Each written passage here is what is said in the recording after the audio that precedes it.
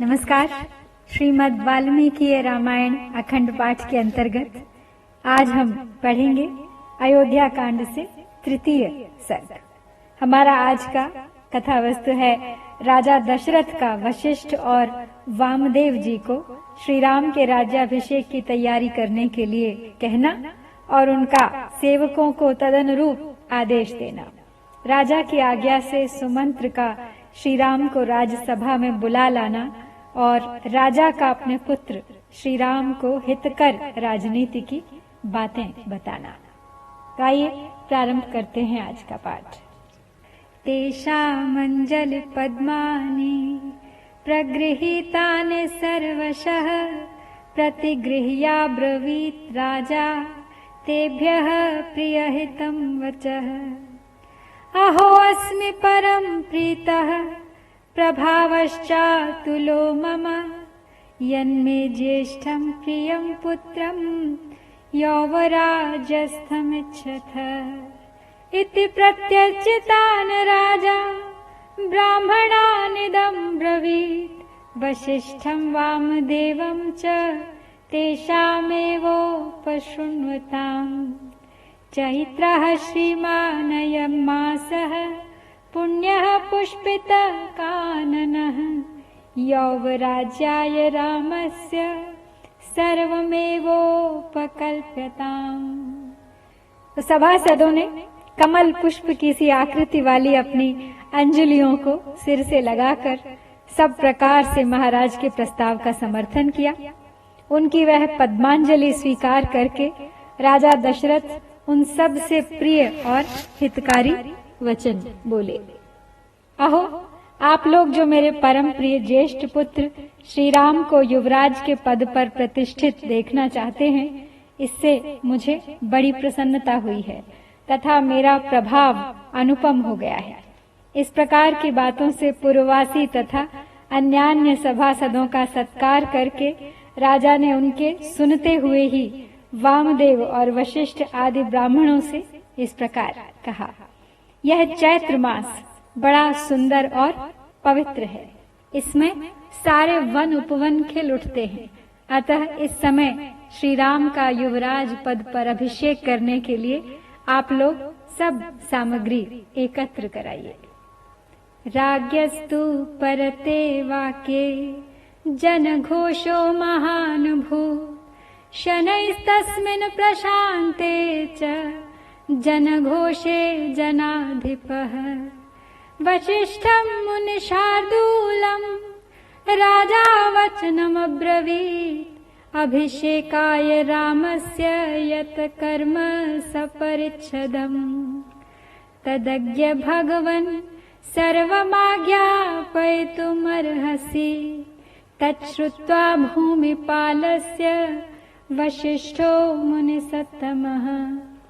आदिदेशाग्रतो राज्ञः स्थितान् युक्तान् कृताञ्जलिं सुवर्णादीनि रत्नानि बलिं सर्वौषधीरपि।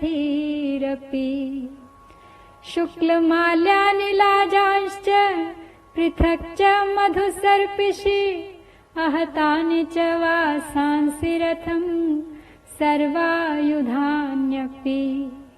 चतुरंगबलं चैव गजं च शुभलक्षणं चामरव्यजने चोभे ध्वजं छत्रं च पाण्डुरम्।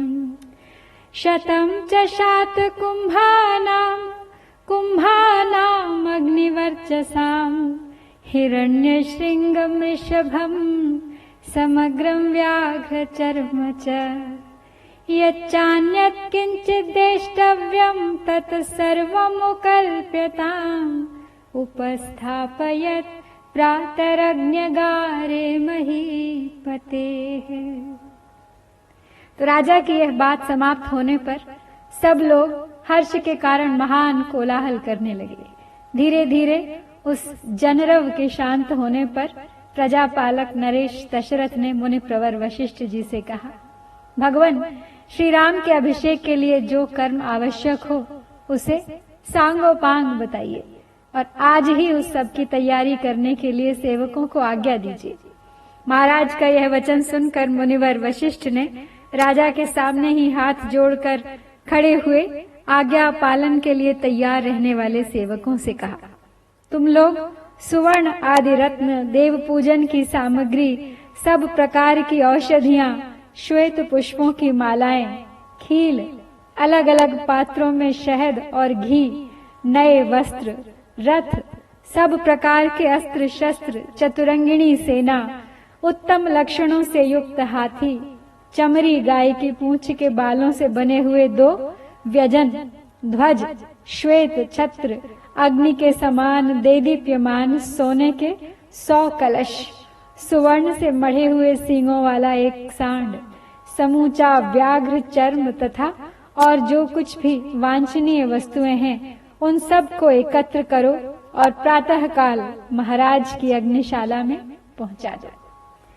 अंतःपुरस्य द्वाराणि सर्वस्य नगरस्य च चन्दनस्त्रभिरर्चन्ताम् धूपैश्च घ्राणहारिभिः प्रशस्तमन्नं गुणवद् दधि क्षीरोपसेचनम् द्विजानां 100 यत्प्रकाममलं भवेत् सत्कृत्य द्विजमुख्यानां श्वः प्रभाते प्रदीयताम् घृतं दधि च लाजाश्च दक्षिणाश्चापि पुष्कलाः सूर्ये अभ्युदित मात्रेष्वो भविता स्वस्ति वाचनम् ब्राह्मणाश्च निमन्त्र्यन्ताम् कल्प्यन्तामासनानि च आबध्यन्ताम् पताकाश्च राजमार्गश्च सिच्यताम् सर्वे च तालापचरा गणिकाश्च स्वलङ्कृताः कक्षां द्वितीयामासाद्य तिष्ठन्तु नृपवेश्मनः। अंतःपुर तथा समस्त नगर के सभी दरवाजों को चंदन और मालाओं से सजा दो तथा वहां ऐसे धूप सुलगा दो जो अपनी सुगंध से लोगों को आकर्षित कर ले। दही, दूध और घी आदि से संयुक्त अत्यंत उत्तम एवं गुणकारी अन्न तैयार कराओ जो 1 लाख ब्राह्मणों के भोजन के लिए पर्याप्त हो। कल प्रातः काल श्रेष्ठ ब्राह्मणों का सत्कार करके उन्हें वह अन्न प्रदान करो, साथ ही घी, दही, खील और पर्याप्त दक्षिणाएं भी दो। कल सूर्योदय होते ही स्वस्ति वाचन होगा, इसके लिए ब्राह्मणों को निमंत्रित करो और उनके लिए आसनों का प्रबंध कर लो। नगर में सब ओर पताकाएं फहराई जाएं तथा राजमार्गों पर छिड़काव कराया जाए। समस्त ताल जीवी, संगीत निपुण पुरुष और सुंदर वेशभूषा से विभूषित वारांगनाएं, नर्तकियां राजमहल की दूसरी कक्षा ड्योढ़ी में पहुंचकर खड़ी रहें। देवायतन चैत्येषु सान्नभक्ष्याः सदक्षिणाः उपस्थापयितव्याः स्युर्माल्ययोग्याः पृथक् पृथक् दीर्घास्यबद्धगोधाश्च सन्नद्धाः मृष्टवाससः महाराजाङ्गनं शूराः प्रविशन्तु महोदयम्।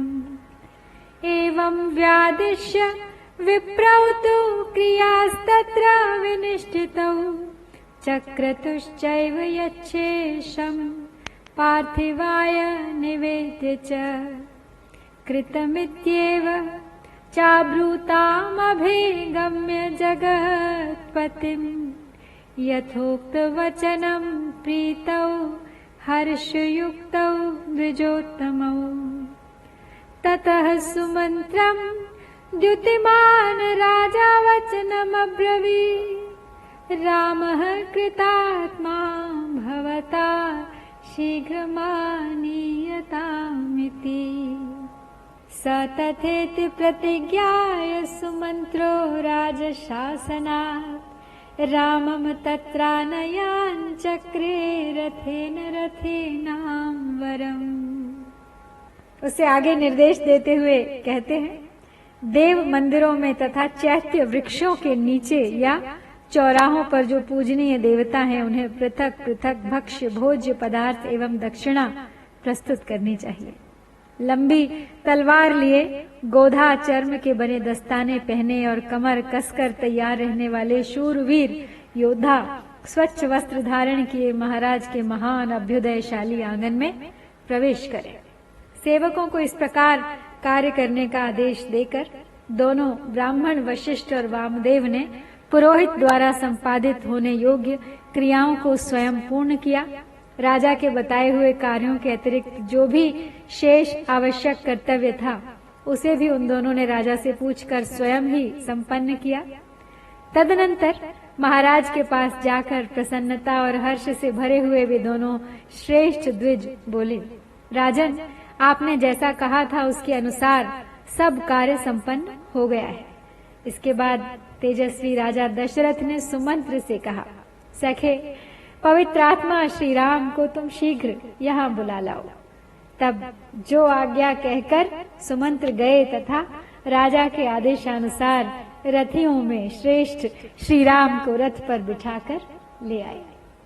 अथ तत्र सहासीनास्तदा दशरथं नृपं प्राच्योदीच्या प्रतीच्याश्च दक्षिणात्याश्च भूमिपाः म्लेच्छाश्चार्याश्च ये चान्ये वनशैलान्तवासिनः उपासाञ्चक्रिरे सर्वे तं देवा वासवं यथा तेषां मध्ये स राजर्षिमरुतामिव वासव प्रासादस्थो दशरथो ददर्शायान्तमात्मजम् गन्धर्वराजप्रतिमं लोके विख्यात पौरुषम् दीर्घबाहुं महासत्त्वं मत्तमातङ्गगामिनं चन्द्रकान्ताननं रामम् अतीव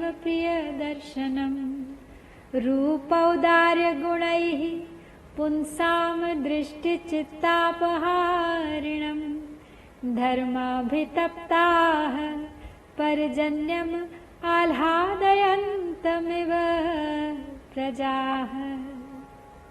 उस राजभवन में साथ बैठे हुए पूर्व, उत्तर, पश्चिम और दक्षिण के भूपाल, म्लेच्छ, आर्य तथा वनों और पर्वतों में रहने वाले अन्यान्य मनुष्य सब के सब उस समय राजा दशरथ की उसी प्रकार उपासना कर रहे थे जैसे देवता देवराज इंद्र की।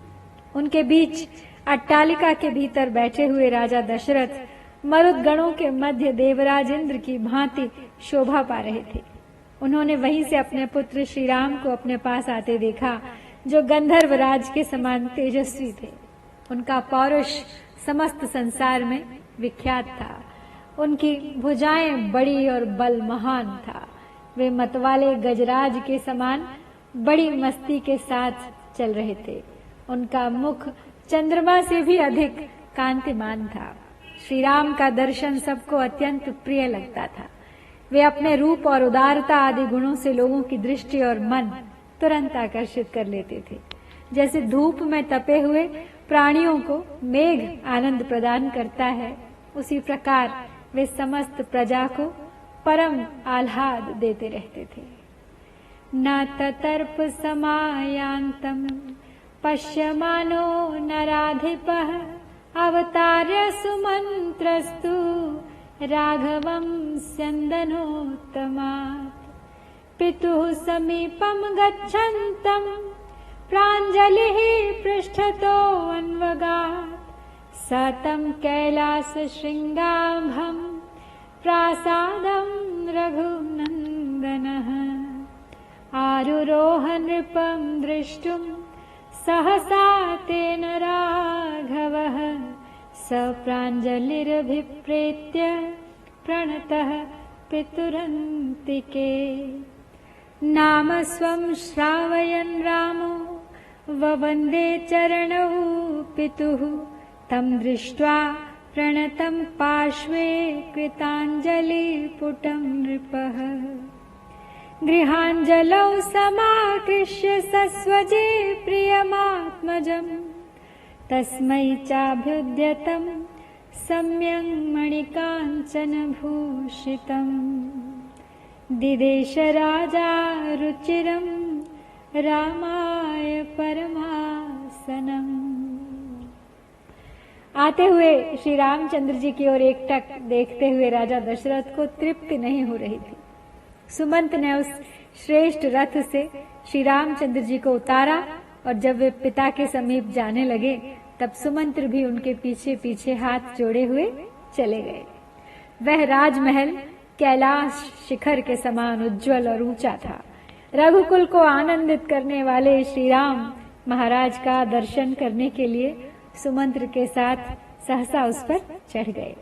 श्री राम दोनों हाथ जोड़कर विनीत भाव से पिता के पास गए और अपना नाम सुनाते हुए उन्होंने उनके दोनों चरणों में प्रणाम किया। श्री राम को पास आकर हाथ जोड़ प्रणाम करते देख राजा ने उनके दोनों हाथ पकड़ लिए और अपने प्रिय पुत्र को पास खींचकर छाती से लगा लिया। उस समय राजा ने उन श्री रामचंद्र जी को मणि जटित सुवर्ण से भूषित एक परम सुंदर सिंहासन पर बैठने की आज्ञा दी, जो पहले से उन्हीं के लिए वहां उपस्थित किया गया था। तथासन वरम प्राप्य व्यदीपयत राघवः स्वयैव प्रभया मेरुमुदये विमलो रविः तेन विभ्राजिता तत्र सा सभापि व्यरोचत विमल ग्रह नक्षत्रा शारदी द्यौरिवेन्दुना तं पश्यमानो नृपतिस्तुतोष प्रियमात्मजम् अलङ्कृतम् इवात्मानमादर्श तलसंस्थितम् स तं सुस्थितमाभाष्य पुत्रं पुत्रवतां वरः उवाचेदं वचो राजा देवेन्द्रमिव कश्यपः। जैसे निर्मल सूर्य उदय काल में मेरु पर्वत को अपनी किरणों से उद्भासित कर देते हैं, उसी प्रकार श्री रघुनाथ जी उस श्रेष्ठ आसन को ग्रहण करके अपनी ही प्रभा से उसे प्रकाशित करने लगे। उनसे प्रकाशित हुई वह सभा भी बड़ी शोभा पा रही थी। ठीक उसी तरह जैसे निर्मल ग्रह और नक्षत्रों से भरा हुआ शरद काल का आकाश चंद्रमा से उद्भासित हो उठता है, जैसे सुंदर वेशभूषा से अलंकृत हुए अपने ही प्रतिबिंब को दर्पण में देखकर मनुष्य को बड़ा संतोष प्राप्त होता है, उसी प्रकार अपने शोभाशाली प्रिय पुत्र उन श्री राम को देखकर राजा बड़े प्रसन्न हुए। जैसे कश्यप देवराजेंद्र को पुकारते हैं, उसी प्रकार पुत्रवानों में श्रेष्ठ राजा दशरथ सिंहासन पर बैठे हुए अपने पुत्र श्री राम को संबोधित करके उनसे इस प्रकार बोले। ज्येष्ठायामसि मे पत्न्यां सदृश्याम सदृशः सुतः उत्पन्नस्त्वं गुणज्येष्ठो मम रामात्मजः प्रियः त्वया यतः प्रजाश्चेमाः स्वगुणैरनुरञ्जिताः तस्मात् त्वं पुष्ययोगेन यौवराज्यं वाप्नुहि कामतस्त्वं प्रकृत्यैव निर्णीतो गुणवानिति गुणवत्यपि तु स्नेहात् पुत्र वक्ष्यामि ते हितम् भूयो विनयमास्थाय भव नित्यं जितेन्द्रियः कामक्रोधसमुत्थानि त्यजस्व व्यसनानि च परोक्षया वर्तमानो प्रीत्या प्रत्यक्षया तथा अमात्य प्रभृति सर्वा प्रजाश्चैवानुरञ्जय कोष्ठागारायुधागारैः कृत्वा सन्निचयान् बहून् इष्टानुरक्त प्रकृतिर्यः पालयति मेदिनीं तस्य नन्दन्ति मित्राणि लब्ध्वामृतमिवामराः।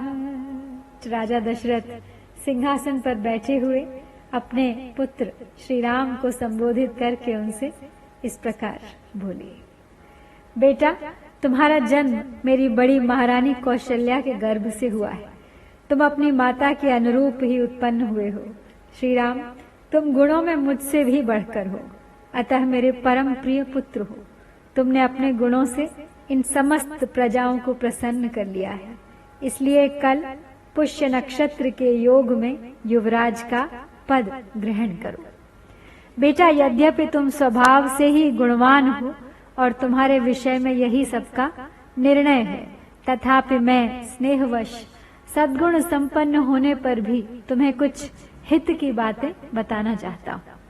तुम और भी अधिक विनय का आश्रय लेकर सदा जितेंद्रिय बने रहो। काम और क्रोध से उत्पन्न होने वाले दुर्व्यसनों का सर्वथा त्याग कर दो। परोक्ष वृत्ति से अर्थात गुप्तचरों द्वारा यथार्थ बातों का पता लगाकर तथा प्रत्यक्ष वृत्ति से अर्थात दरबार में सामने आकर कहने वाली जनता के मुख से उसके वृत्तांतों को प्रत्यक्ष देख सुनकर ठीक ठीक न्याय विचार में तत्पर रहो। मंत्री, सेनापति आदि समस्त अधिकारियों तथा प्रजाजनों को सदा प्रसन्न रखना। जो राजा कोष्ठागार, भंडार गृह तथा शस्त्रागार आदि के द्वारा उपयोगी वस्तुओं का बहुत बड़ा संग्रह करके मंत्री, सेनापति और प्रजा आदि समस्त प्रकृतियों को प्रिय मानकर उन्हें अपने प्रति अनुरक्त एवं प्रसन्न रखते हुए पृथ्वी का पालन करता है, उसके मित्र उसी प्रकार आनंदित होते हैं जैसे अमृत को पाकर देवता प्रसन्न हुए थे। तस्मात् पुत्र त्वमात्मानं नियम्यैवं समाचर, तच्छ्रुत्वा सुहृदस्तस्य रामस्य प्रियकारिणः त्वरिताः शीघ्रमागत्य कौसल्यायै न्यवेदयन्, सा हिरण्यं च गाश्चैव रत्नानि विविधानि च व्यादिदेश प्रियाख्येभ्यः कौसल्या प्रमदोत्तमा, अथाभिवाद्य राजानं रथमारुह्य राघवः ययौ स्वं द्युते मद वेश्मजनौघैः प्रतिपूजितः, ते चापि पौरा नृपतेर्वचस्तच्छ्रुत्वा तदा लाभमिवेष्टमाशु, नरेन्द्रमामन्त्र्य गृहाणि गत्वा देवान् समानर्चुरभिप्रहृष्टाः। दशरथ श्री राम को युवराज योग्य न्याय प्रिय बातें बताते हुए आगे कहते हैं कि तुम अपने चित्त को वश में रखकर इस प्रकार के उत्तम आचरणों का पालन करते रहना बेटा। राजा की ये बातें सुनकर श्री रामचंद्र जी का प्रिय करने वाले सुहृदों ने तुरंत माता कौशल्या के पास जाकर उन्हें यह शुभ समाचार निवेदन किया। नारियों में श्रेष्ठ कौशल्या ने वह प्रिय संवाद सुनाने वाले उन सुहृदों को तरह तरह के रत्न, सुवर्ण और गौएं पुरस्कार स्वरूप प्रदान की। इसके बाद श्री रामचंद्र जी राजा को प्रणाम करके रथ पर बैठे और प्रजाजनों से सम्मानित होते हुए वे अपने शोभाशाली भवन में चले गए। नगर निवासी मनुष्यों ने राजा की बातें सुनकर मन ही मन यह अनुभव किया कि हमें शीघ्र ही अभीष्ट वस्तु की प्राप्ति होगी। फिर भी महाराज की आज्ञा लेकर अपने अपनरों को चले गए और अत्यंत हर्ष से भरकर अभीष्ट सिद्धि के उपलक्ष्य में देवताओं की पूजा करने लगे। तो इस प्रकार श्री वाल्मीकि निर्मित आर्ष रामायण आदि काव्य के अयोध्या कांड में आज हम ये तीसरा सर्ग संपन्न करते हैं। इत्यार्षे श्रीमद् रामायणे वाल्मीकि आदि काव्ये अयोध्या कांडे तृतीय सर्ग। ओम श्री सीता रामचंद्राभ्याम्